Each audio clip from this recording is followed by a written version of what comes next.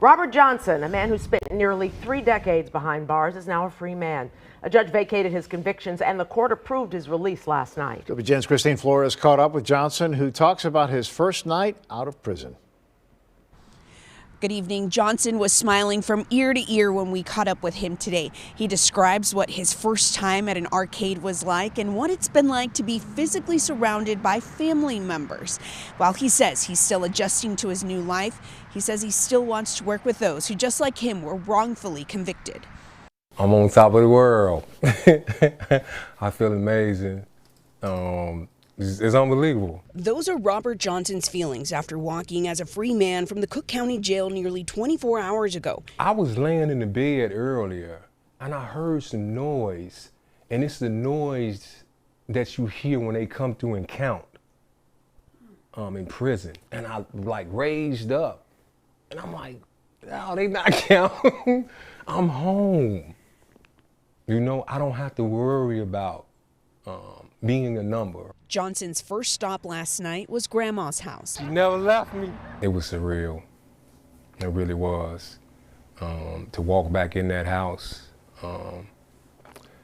Because the last time I walked out of that house, that was the last time I seen that house for almost 29 years. Johnson was just 16 years old when he was arrested in the 1996 murder of Eddie Binion. Just after 6:30 Thursday evening, Johnson walked out of the jail gates with family members by his side. They made a stop at Dave & Buster's, which is a first for me, and I really had a good time. It was unbelievable. At one point, I just got up, walked away from the crowd, and just really took it all in. It was a real moment for me.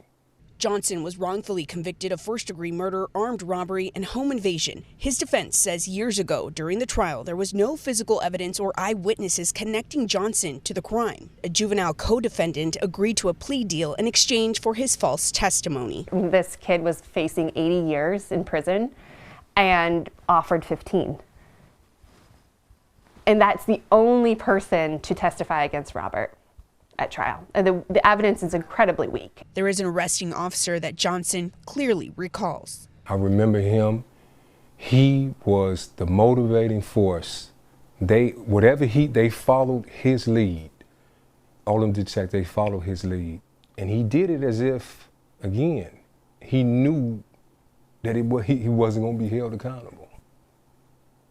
That's the way he moved when he rushed me out of my grandmother's house. Honestly, I wish he can go to prison so he can experience what I did. It was real dehumanizing being in that place. For Johnson, his partnership with the Exoneration Project is not done yet. I would like to be a paralegal. That's what I'm hoping. Maybe for the Exoneration Project. Right? Yeah, that's something I'm interested in. And trying to help people that have experienced the same things that I have.